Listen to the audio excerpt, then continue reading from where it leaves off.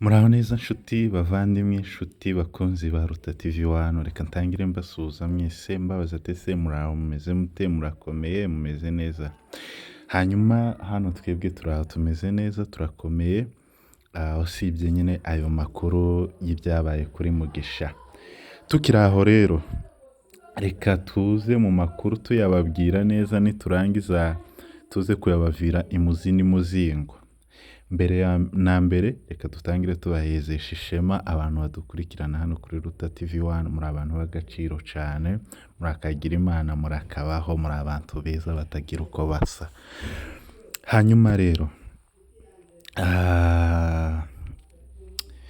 nimba ari ubwa mbere ugeze hano, ndagusaba kugira ngo ukande ako kantu ka subscribe, kandi niba usanzwe warabikoze uhawe ikaze n'ubundi. Yeme mureke tugire kabisa umuntu utarakampa ako kantu ka subscribe ndakamusabye kabisa.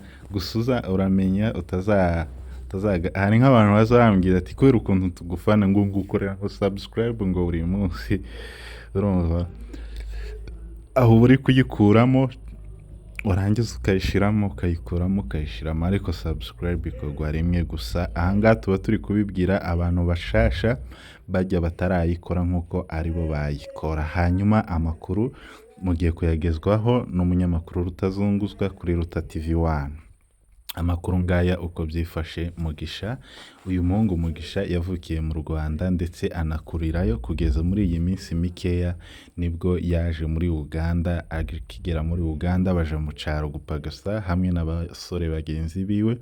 Bakihagera mu kuvuga ngo ntaragira icumweru, mpamagawe na mugenzi wiwe ambwira yuko ataragira icumweru. Arambwiye ati Mugisha twari twazanye nawe mu cyaro gupagasa, atariko mu ijoro hari ahantu twagiye kurira, tugiye kujya mu ijoro tuvuye gupagasa, baba bari kuzungurutsa ibintu bikoresho.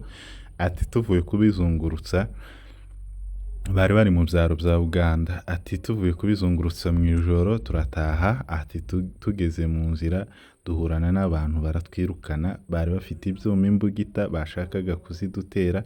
Ubushize mwarabibonye, hari nk'icaro bita Jinja bagiye bagira abantu benshi kugeza umuhungu umwe banamutemye akaja mu bitaro w'umunyamurenge, nawe bikaba ibindi, kugeza naho abagandi baho ngaho muri ico caro hari abantu baza batera muri ico caro. Nimba ngo bitwa bake muraza kubambwira cyane abantu bakoreye Jinja. Nimba ari hafi ya Jinja hari abantu bari baje, sinzi ngo iyo group ukuntu yitwa y'abagande, iyo group ziza y'ibirara igenda yica abantu, ntitora ngo uri umuki oya. Iyo group iraza niba uri umunyamurenge, niba uri umugande, irahushukana niko imeze. ni group y'ibirara bihaba. Iraza Jinja abantu bakoreye barabizi, umwaka ushize byabayeho. Kandi rero muri iki caro bari barimo abangaba, nijoro bavuye kujya baraza barataha. Igihe bari gutaha bageze mu nzira rero barabirukana, ngo babirukane, birukanka gutandukanya.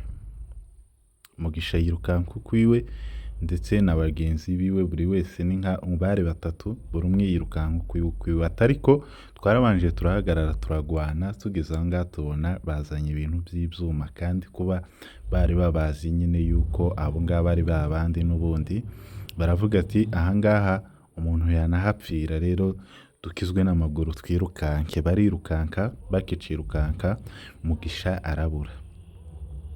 Tubibutse yuko Mugisha ari mushasha aho muri ico caro, ariko no kuvuga babirukanye mu ijoro ry'ejo, apana rino joro, babirukanye mu ijoro ry'ejo, nibwo birukanse bahunga bava aho ngaho bari bari. Ariko nyuma yaho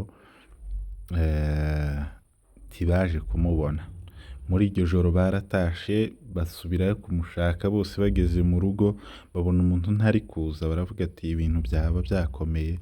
Mugisha se iwe bamwirukanseho, barakomeza bamwirukankaho, twebwe turasigara cyangwa se yahayobewe. Atariko bampa amakuru yuko n'ubundi n'ejo bundi yagiye mu kazi batasha, ataha wenyine agera mu rugo arahamenya. Baravuga ati rero kuko kuba ejo bundi yaratashe akamenya mu rugo, ubwo rero ntibivuze yuko n'ubundi n'aha twirukankiye ko atari gutaha ngo agere mu rugo, ati gusa byaratuyobeye nimba yarirukanse kubera ko hari mu ijoro bikayoberana aho akayoberwa inzira, ati cyangwa se niba baramwirukanye we bikaza kumva byaramugizeho ingaruka mbi. Hari igihe bashobora kuba bomufata wenda bakamutwara aho bashaka cyangwa bakaja kumwica, gusa iyo groupe y'abo bantu iyo igufashe igufata igiye kukwica cyane. Byabereye nje nigeze kubibona aho bita hafi ya Jinja, sinibuka uburyo kitwa ako gasenta gutyo, byigeze kubaho ndetse abahungu bamwe barabatema, batemamo n'umuhungu umwe wa Nakivara arataha aja kwivuza iwabo.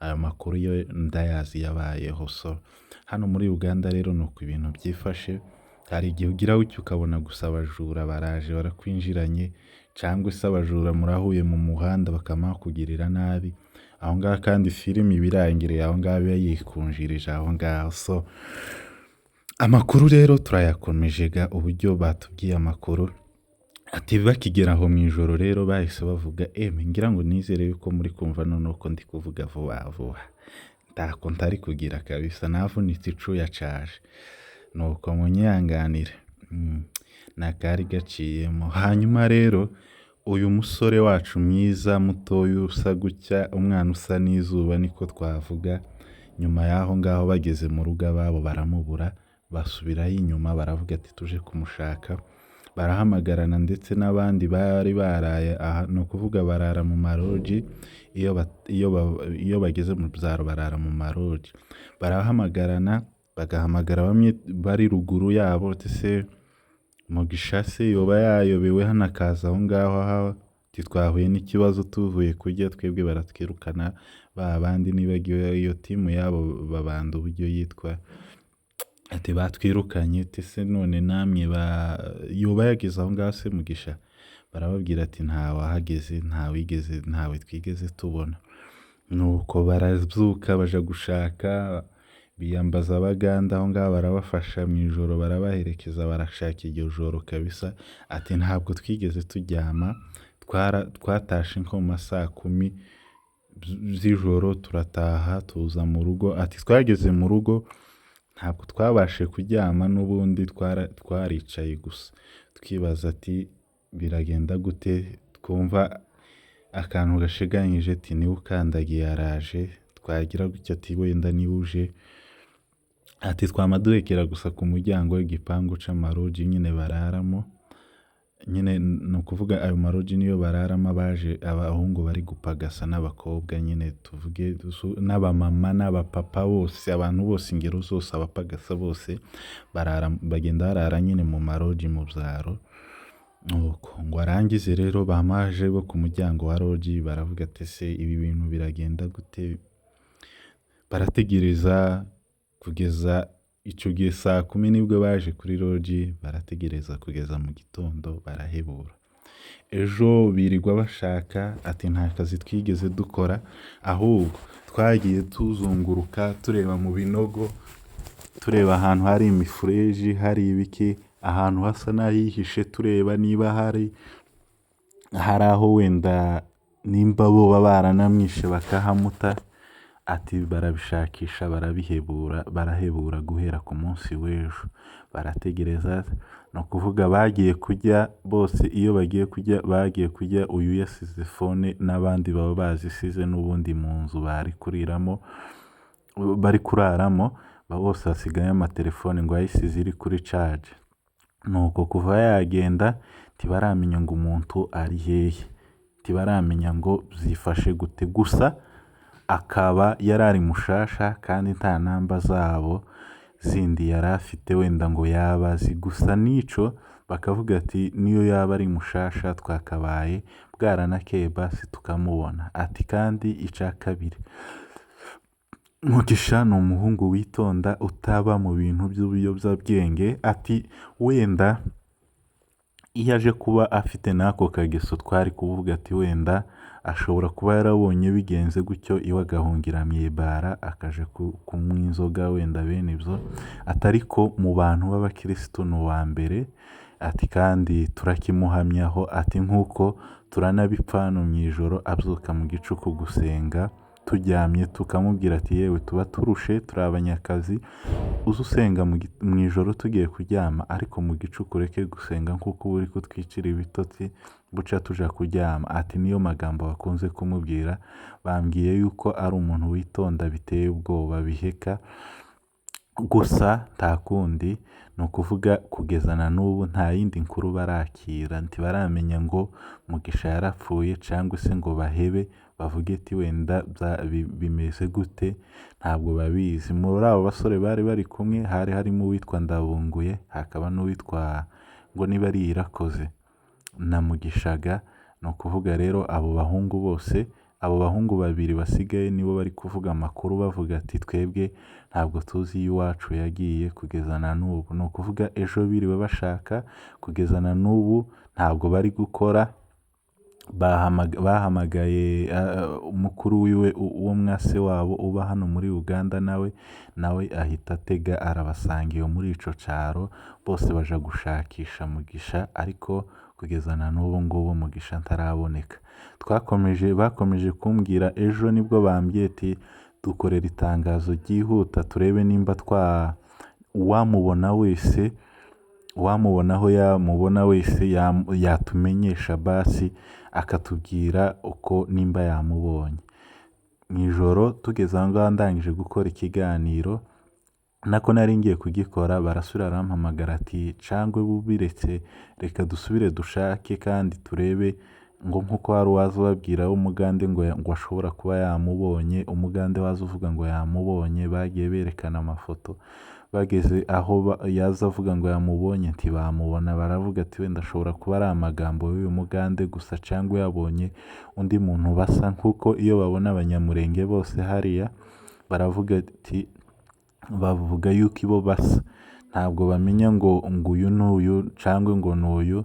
Iyo bakubonye uri umunyamurenge bahita hazaba nk'igihe umushirira nka biriya bicuruzwa, wenda wanakimushiriraho nabi bwaca yahurana n'undi munyamurenge akamubwira ngo ejo bundi ngo uzi ibyo wankoreye kandi atari we, ari uwundi wabimushiriyeho. Ni ukuvuga rero bahora batwitiranya. Mu ijoro barambwira ati banza urinde nanone tubanze turebe nimba aho yamubonye twohamubona, kuko yari yababwiye yuko afite yamubonye kandi ngo ari muzima. Ubwo rero bahita bagendaga mu ijoro baja kumureba, bakigerayo basanga ntibamubona.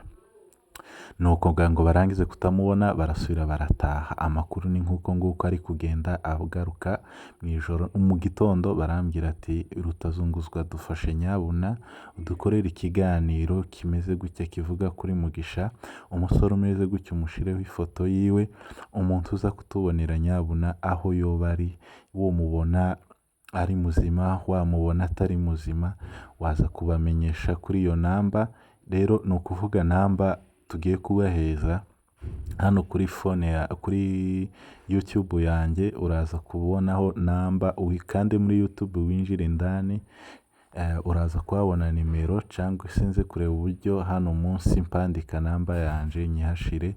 Mu gihe cyose umubonye uyu musore watumenyesha kuri iyo namba, waba ari ukuduhamagara yaba ari kuri WhatsApp, waza kumenyesha njyewe nkaza kumenya uburyo wenda tuza kubibagezaho. Cyane cyane ibi birareba abanyamurenge bari mu byaro byose bya Uganda aho biherereye. Wamubona uyu musore aho wamubona hose wareba kuri iyi namba yanje ukampamagara. Iyo namba ndaza kuyibashiriraho aho munsi, muze kuyireba, cyangwa se winjire muri YouTube urahita uyibona hejuru. Nuko bimeze, amakuru ni nk'uko byifashe kugeza na n'ubu. Iyi saha kugeza kuri uyu munota Mugisha ntaraboneka, babyutse n'ubundi bamushakisha. Iki kiganiro gikoze saa 7, ni ukuvuga guhera mu ijoro ry'ejo. Ejo nibwo biriwe bamushaka, no mu ijoro ry'ejo biriwe bamushaka, baraye bamushaka kugeza no mu ijoro ry'ejo, no ku manywa ejo, no mu ijoro rino ryakeye. N'ubu ngubu urabona umunsi kandi urasa n'uwishe. Ni ukuvuga ari kugira iminsi igera kuri 2 Mugisha ataraboneka. Rero reka dusenge Hamana, Imana ize kumutugaruriza cyangwa Imana ize kudufasha aze kuboneka akiri muzima, kuko muramubona ni umusore ukiri mutoya cyane w'umujene ubona afite ejo hazaza hiwe heza. Gusa reka dukomeze dutegerereze, kuko hari igihe Imana yadufasha wenda akaza kuboneka. Gusa abantu bose muze kureba, abantu ndabwira abantu bari mu byaro muze kureba nyabuna, ugize aho wamubona waza kutumenyesha ukabitubwira, aho umubona hose uze kubitubwira. Hanyuma murakoze cyane kuri iki kiganiro, abadukurikiranye mwese muri abantu b'ingenzi kandi b'agaciro. Hanyuma